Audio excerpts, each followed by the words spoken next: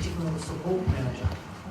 Okay, we've got, we'll take the paper as read. This is the schedule of fees for the online LIMS, and the Chair might like to make a comment on the awards that we... Yeah, at the Elgin 2013 awards, this project got Project of the Year, and then it goes also into the Supreme Awards, which will be held in November. So what we're doing here is just getting your agreement that these are the fees that we will charge for that online service. So any questions or queries? I'd like to say congratulations to the team for getting this award. Shows that we are doing things right and being at the forefront of coming up with new ideas. So well done. Just out of curiosity, how do those fees change from present fees? Big increase or minor increase? There is a slight increase where there is a 48-hour, an urgent 3 to 5 days. I'm asking present fees to these new fees. Yes. It's a new service. It's a new service, It's a an brand new service. Yes. So they don't pay anything at the moment. They do pay at the moment. It's a different service. But it's a different service. Okay. All right.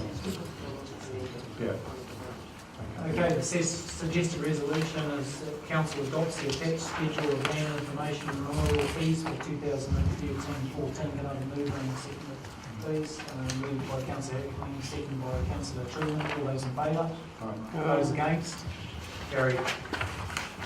Okay, item number 8, we've got establishment of a committee to hear resource management objections, and Mr. David and Rob. Good afternoon. Afternoon. Reasonably mechanical item, but good catch, which is why I'm not here.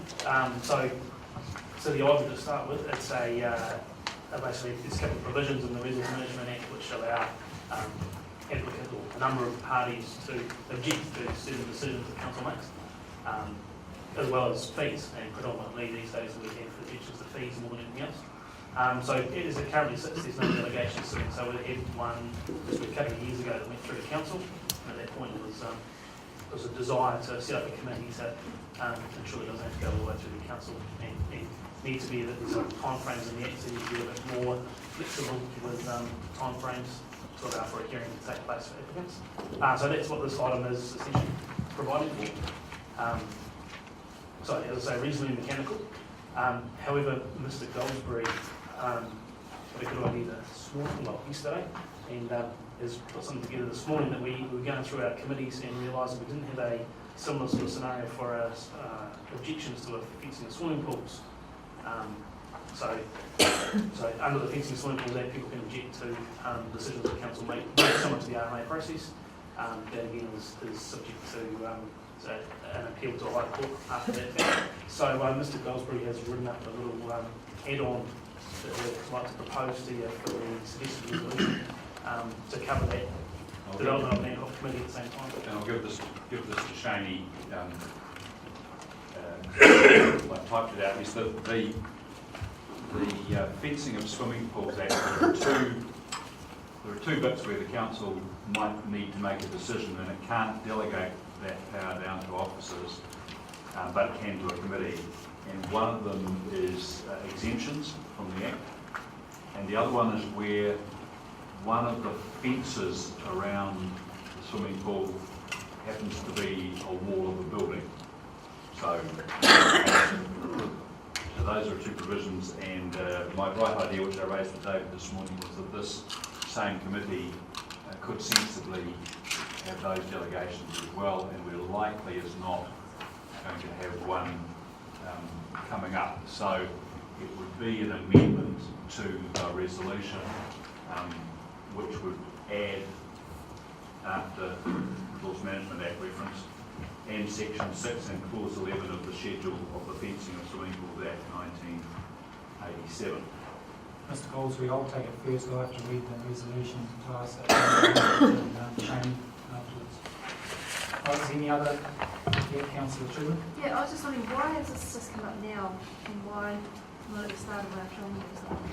Why now? So it did come up, we had a hearing a couple of years ago. To be fair, there's been no pressure.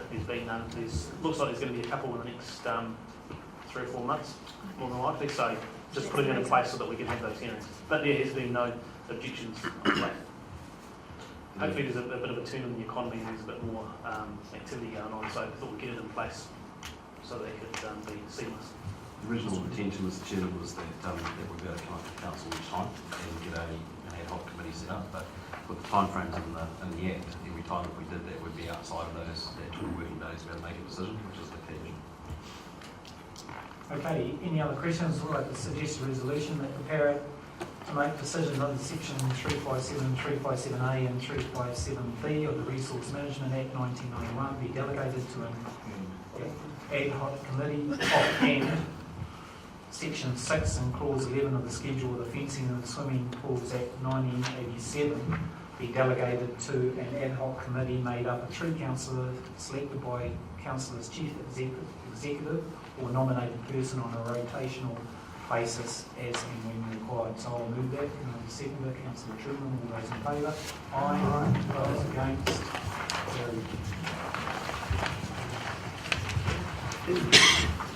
Carried.